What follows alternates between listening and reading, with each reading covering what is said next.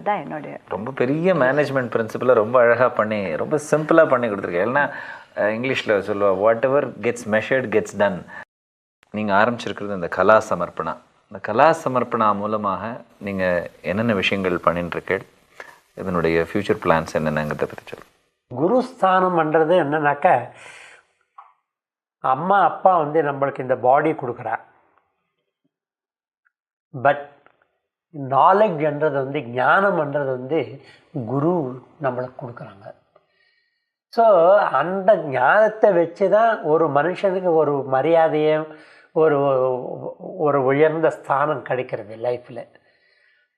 So அந்த குருவாக நாங்கள் அதனால தான் நான் என்ன சொல்கிறதுனாக்கா, நம்மளுக்கு தெரிஞ்சதெல்லாம் நாங்கள் கற்றுக் கொடுக்க ரெடியாக. கலா சமர்ப்பணாலே நாங்கள் இத்தனை வருஷம் நாங்கள் பண்ணது என்னன்னாக்கா, we have really produced good, wonderful students, wonderful human beings.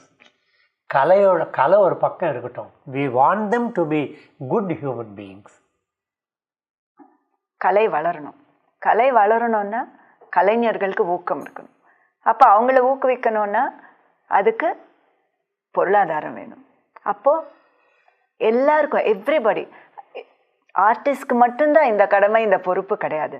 மற்றவங்க எல்லாம் கூட எப்படி மற்ற ஈவெண்ட்ஸ், மற்ற ஆக்டிவிட்டீஸை சப்போர்ட் பண்ணுறாங்களோ, கார்ப்பரேட் ஹவுசஸாக இருக்கட்டும், ஹூஎவர் இட் இஸ், யாருக்கெல்லாம் அந்த மாதிரி வசதி இருக்கோ மனசும் இருக்கோ அவங்க இதை புரிஞ்சுட்டு பண்ணாங்கன்னா நம்ம நாட்டினுடைய கலாச்சாரம் எங்கே உலகத்தில் எங்கே போனாலும் ஓ இந்தியன்ஸ் அப்படின்றாங்க.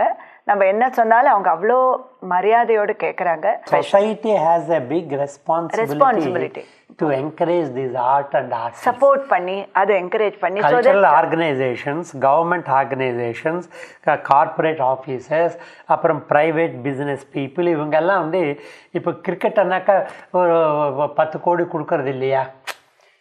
பின்ன யாராவது ஒரு பெரிய டிக்னிட்டரி நம்ம இந்தியாவுக்கு வராங்க, ராஷ்டிரபதி பவனில் வராங்கன்னாக்கா அங்கே கிரிக்கெட்டை ஆடி காமிக்கிறா சொல்லுங்க? டான்ஸ் தானே வைக்கிற, மியூசிக் தானே வைக்கிற, கிளாசிக்கல் ஆர்ட்ஸு. அப்போ கிளாசிக்கல் ஆர்ட்ஸ் வைக்கிறச்சே அவங்கள என்கரேஜ் பண்ண வேண்டாமா? ரொம்ப சந்தோஷம். இது நேரம் வரைக்கும் உங்களுடைய கருத்துக்களை ரொம்ப சுவாரஸ்யமான விதத்துலேயும் ரொம்ப எல்லாருக்கும் பயனுள்ள விதத்துலேயும் ரொம்ப அழகாக சொன்னதுக்கு எங்களுடைய மனமார்ந்த நன்றிகளை தெரிவிச்சுக்கிறோம்.